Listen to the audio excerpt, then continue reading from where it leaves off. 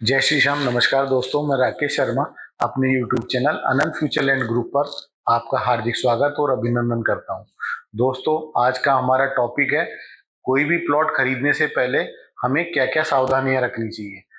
सबसे पहला पॉइंट आता है हमारा सावधानियों में लीगलिटी का। लीगलिटी एक ऐसा पॉइंट है कि किसी भी स्टेट में वहां की गवर्नमेंट उस प्रॉपर्टी को अप्रूव्ड करती है, तो एग्रीकल्चर लैंड को नॉन एग्रीकल्चर में कन्वर्ट करते हैं। ये हमें विशेष ध्यान रखना होगा कि वो एग्रीकल्चर से नॉन एग्रीकल्चर में कन्वर्ट होना चाहिए, गवर्नमेंट से अप्रूव्ड होना चाहिए और उसके बाद में रेरा से भी वो अप्रूव्ड होना चाहिए। इन दोनों एजेंसी से अप्रूव्ड होने के बाद में अगर हम ऐसा कोई प्लॉट लेते हैं तो उसमें हमें कभी भी डरने की जरूरत नहीं है और उस जगह हम आराम से इन्वेस्टमेंट डाल सकते हैं। अगर हम दूसरी बात करते हैं तो वो होती है लोकेशन। हमारी लोकेशन भी बहुत महत्वपूर्ण पॉइंट होता है दोस्तों। लोकेशन की हम बात करें तो जहां हम इन्वेस्टमेंट करने जा रहे हैं तो उसके आसपास के एरिया में कोई बस स्टॉप, कोई रेलवे स्टेशन, मेट्रो स्टेशन या फिर कोई नियर बाई एयरपोर्ट या बड़ा कस्बा टाउन या फिर कोई हाईवे, और उसके अलावा बात करें तो मास्टर डेवलपमेंट की कोई रोडें बड़ी या सेक्टर रोडें वहाँ पे होनी चाहिए, या गवर्नमेंट की कोई ऐसी पॉलिसी की फ्यूचर में वहाँ कोई ऐसी चीज आ रही हो जिससे उस एरिया की ग्रोथ होने वाली हो।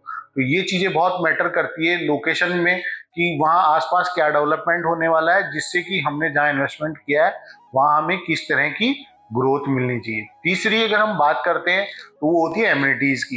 एमिनिटीज भी एक बहुत महत्वपूर्ण पार्ट होता है कि जहां हम पैसा लगा रहे हैं, इन्वेस्टमेंट कर रहे हैं, वहां हमें क्या क्या एमिनिटीज, क्या क्या फैसिलिटीज मिल रही है, वो बहुत महत्वपूर्ण चीज होती है। तो वो हमें बहुत ध्यान रखने वाली चीज होती है।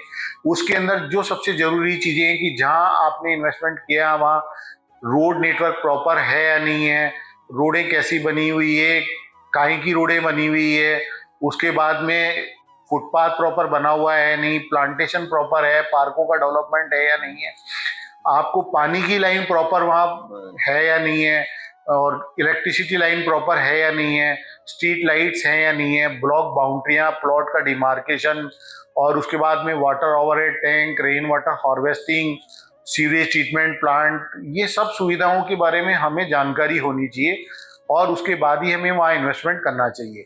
और इस एमिनिटीज के बाद में हम बात करें तो मेंटेनेंस का भी हमें विशेष ध्यान रखना चाहिए। जहां हम पैसा लगा रहे हैं वहां मेंटेनेंस का भी जो चार्ज हमें देना होता है उसके बारे में हमें जानकारी पहले ही ले लेनी चाहिए। आजकल इसमें बहुत से ऑफर भी आते हैं तो उसकी हमें जानकारी होती है तो वो हमें फायदा मिल जाता है। कई बार हम जानकारी के अभाव में ठगे जाते हैं और हमने प्लॉट में इन्वेस्टमेंट किया और हमें पता ही नहीं होता है कि यहाँ मेंटेनेंस भी देना है, और हम कोई मेंटेनेंस का पैसा नहीं देते और बाद में हमारे पास नोटिस आता है कि आपका इतना मेंटेनेंस ड्यू है और उसमें आपको चार्ज भी देना होता है, इंटरेस्ट भी पे करना होता है, और चूंकि हम इन्वेस्टर हैं तो वे हमें कहीं ना कहीं दुख और तकलीफ पहुंचाता है। तो इस पे भी हमें विशेष ध्यान रखना होता है, पहले ही उस चीज के बारे में हमें जानकारी ले लेनी चाहिए। फिर हम बात करते हैं सेलर के ऑफर की, तो हमें वो भी थोड़ा जानकारी रखनी चाहिए कि बहुत से सेलर अपने प्रोजेक्ट की लॉन्चिंग या प्री लॉन्चिंग में बहुत ऑफर देते हैं, तो उस वक्त अगर हम इन्वेस्टमेंट करते हैं तो वो हमारे लिए बहुत फायदेमंद साबित होता है और हमारे को ग्रोथ में भी बहुत फायदा मिलता है। क्योंकि हम लॉन्चिंग प्री लॉन्चिंग में इन्वेस्टमेंट डालते हैं तो हमें कम पैसे में मिलता है, कम रेट में मिलता है और आगे उसकी ग्रोथ के चांसेस अच्छे होते हैं।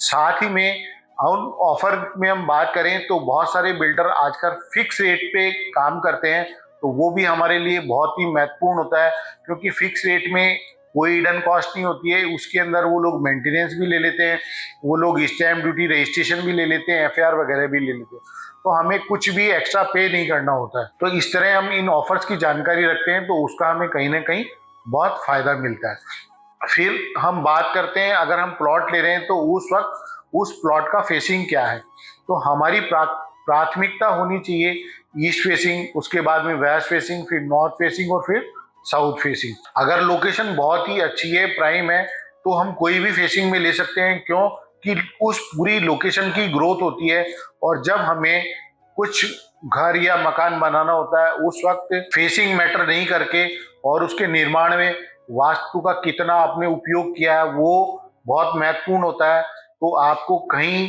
कोई उसका नुकसान नहीं हो पाता है। लेकिन फिर भी अगर प्रायोरिटी पे हम इन्वेस्टमेंट करते हैं और हमें चॉइस मिले तो हमें सबसे पहले ईस्ट फेसिंग में ही इन्वेस्टमेंट करना चाहिए। बाकी साउथ भी कभी खराब नहीं होता है, साउथ को भी बहुत एनर्जेटिक माना जाता है अगर हम वास्तु के अनुरूप निर्माण करते हैं तो। उसके बाद में अगर हम बात करते हैं तो वो होता है हमारे बजट की।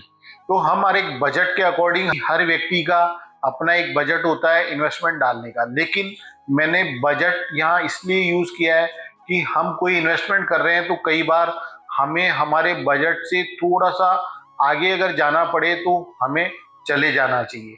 उसके कई सारे कारण होते हैं, क्योंकि अगर हमने कहीं 30 फीट रोड पे, 40 फीट रोड पे, 60 फीट रोड, 80 फीट, 100 फीट या फिर 150-200 फीट रोड पे प्लॉट मिल रहा है तो हमेशा कोशिश करनी चाहिए कि हम बड़ी रोड पर ही प्लॉट लें, और बड़ी रोड पे किया गया इन्वेस्टमेंट हमें आने वाले समय में बहुत फायदा पहुंचाता है। और अगर हम लीगल जब इन्वेस्टमेंट करते हैं, गवर्नमेंट से अप्रूव्ड इन्वेस्टमेंट करते हैं तो बजट में हमें सारा लगता है, उन प्लॉट पे हमारे लोन भी हो जाता है, तो हमारे को आने वाले समय में उसका काफी फायदा मिलता है। हमारे को टैक्स सेविंग में भी फायदा मिलता है, और दूसरी चीज कि हमें एक साथ पेमेंट नहीं करके और इंस्टॉलमेंट में पेमेंट करने का एडवांटेज मिलता है। तो लीगल अगर हम गवर्नमेंट से अप्रूव्ड में इन्वेस्टमेंट करते हैं तो ये फायदे भी हमें साथ में मिलते हैं। इसके बाद अगर दोस्तों मैं बात करता हूँ ओवरऑल, तो ये जो छोटे छोटे पॉइंट मैंने आपको बताए हैं, इसी तरह इन छोटी छोटी चीजों का हम ध्यान रखते हैं तो हमारे को किया गया इन्वेस्टमेंट बहुत फायदा पहुंचाता है, और ये छोटे छोटे पॉइंट हमारे लगाए गए पैसे में बहुत बड़ा योगदान करते हैं। इसी तरह मैं नई जानकारी के साथ फिर आपसे दोबारा मिलूंगा। अगर आपको मेरा चैनल पसंद आया है तो आप इसे लाइक कीजिए, शेयर कीजिए, सब्सक्राइब कीजिए। धन्यवाद।